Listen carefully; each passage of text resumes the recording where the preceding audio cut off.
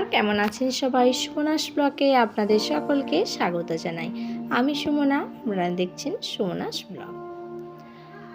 আজ আমি রান্নাঘর থেকে ভিডিওটা প্রথম স্টার্ট করলাম। দুষ্টুর রেজাল্ট বেরিয়ে যাওয়ার পর বেশ কিছুদিন দুষ্টু স্কুল ছুটি ছিল। আবার সেই রোজকার নিয়মে ফিরে এলাম। দুষ্টুর স্কুল স্টার্ট হয়ে গেছে, তাই সকাল সকাল উঠে রান্নাঘরে চলে এলাম দুষ্টুর টিফিনের জন্য। আর দুষ্টুর পাপাও কাজে বেরিয়ে যাবে, তাই একেবারে রান্নাঘরে এসে সকাল সকাল রান্নাবান্না শুরু করে দিয়েছি। কথা বলতে বলতে দেখুন আমার পাউরুটিগুলো শেকা হয়ে গেছে। আর পাউরুটিগুলোকে আমি রেখে দিয়ে এবার একটু দুধ গরম করব। এখানে আমি প্যাকেটের দুধটাই মেয়েদের খাওয়ানো হয়, গরুর দুধ খুব একটা খাওয়ানো হয় না, প্যাকেটের দুধই খাওয়াই। আর ওদের এটা শুটো পড়ে গেছে, তাই প্যাকেটের দুধ দিয়ে গরম করে নিচ্ছি।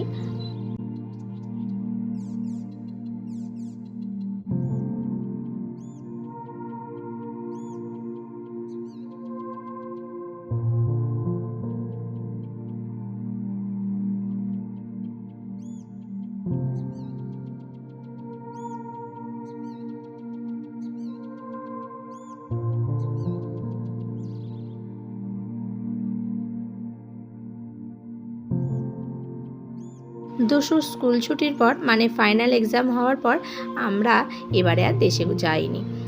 যেহেতু দেশে ঘুরতে যাওয়া হয়নি, এখানেই ছিলাম, সেহেতু দুষ্টু বেশ খেলে ঘরে পার্কে বেরিয়ে দিনটা বেশ কাটিয়ে দিত। কিন্তু সকালে একদমই ঘুম থেকে উঠতে চাইতো না, বলতো কি এখন তো স্কুল নেই, আমাকে একটু ঘুমাতে দাও।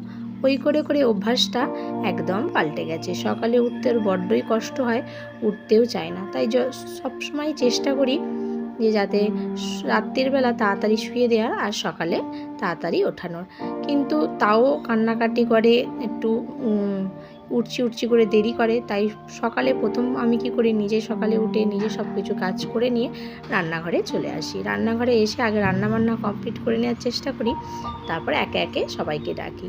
না হলে আমার এইদিকে রান্নাও কমপ্লিট হয় না, আর ওইদিকে ঠিক করে ওদেরকেও রেডি করতে পারি না। তাই প্রথমেই আমি আজ সকাল সকাল চলে এসেছি রান্নাঘরে। তারপর রান্নাটা চাপিয়ে দেওয়ার পর একে একে সবাইকে ডেকে নিয়েছি। আর আজকে প্রথমেই আমাদের সোনু উঠে পড়েছে, তারপরে দুষ্টু উঠলো।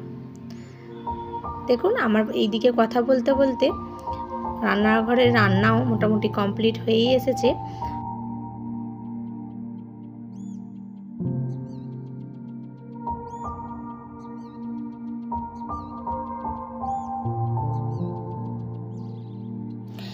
এইদিকে আমার রান্নাবান্না মোটামুটি কমপ্লিট হয়েই এসেছে। আর ওইদিকে সবাই উঠে যে যার ড্রেস পরে মোটামুটি রেডিও হয়ে গেছে স্কুল যাওয়ার জন্য। দুষ্টুর পাপাও কাজে বেরোনোর জন্য রেডি হয়ে গেছে। আর এইদিকে দুষ্টুর পাপা একবার চা খেয়েছে, আর অল্প চা ছিল, সেটাকে দুষ্টুর পাপাকে এবার গরম করে দিলাম। ওর বাবা পাউরুটির সাথে খেয়ে নেবে। তাই প্রথমেই সোনু দুষ্টুকে রেডি হয়ে যাওয়ার পর দুষ্টু সোনুকে আর দুষ্টুর পাপাকে সবাইকে একই সাথে খেতে দিয়ে দেবো।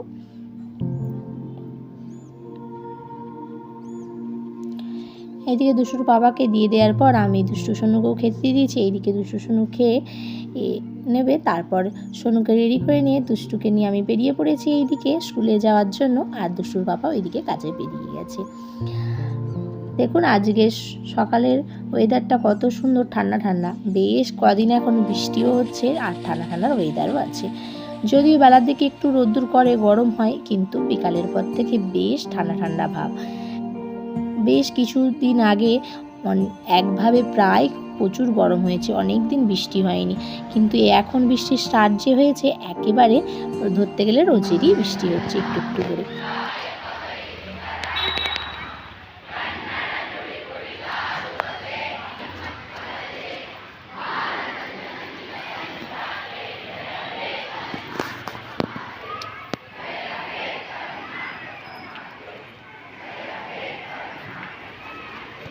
চলো স্কুলে পৌঁছে গেছি। আর স্কুলে একটু লেটই হয়ে গেছিলো, যেহেতু ওই জন্য প্রার্থনাও স্টার্ট হয়ে গেছিলো। দুষ্টুকে স্কুলে ঢুকিয়ে দিয়ে এবার আমরা চলে যাচ্ছি বাড়ি।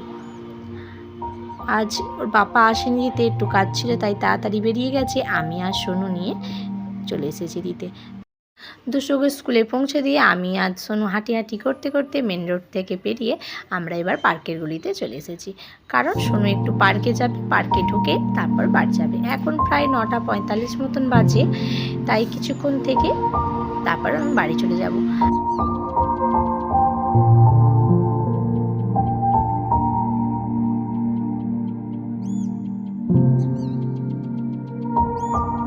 চলুন আপনাদের একটা জিনিস দেখাই। সোনু যখনই পার্কে আসে এখানে একটা জিনিস দেখতে আসে। এখানে দেখুন কত গাছপালা, আর এখানে আছে লজ্জাপতি গাছ।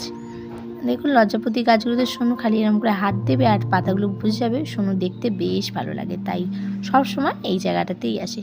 কিন্তু এখন যেহেতু বর্ষাকাল, দেখুন জায়গাটা একদম বন জঙ্গল হয়ে গেছে, তাই সোনুকে ওখান থেকে বার করে নিয়ে এবার বেরিয়ে গেছি। পার্কের এই দিকটা ঘোরার পর এবার আমরা চলে এসেছিলাম ব্যায়ামের দিকটায়। সোনু একটু নিজের মতন করে ব্যায়াম করলো, করার পর আমরা এবার পার্কে থেকে বেরিয়ে যাব। এখন আমরা বেরিয়ে পড়েছি, বাড়ির কাছাকাছি এসে গেছি আজ। আর এই ভিডিওটা এখানেই শেষ করলাম। ভিডিওটি কেমন হলো অবশ্যই কমেন্ট করে জানাবেন, ভালো লাগলে একটি লাইক করে দেবেন। আবারও দেখা হবে নতুন একটি ভিডিও নিয়ে। সকলে ভালো থাকবেন, সুস্থ থাকবেন।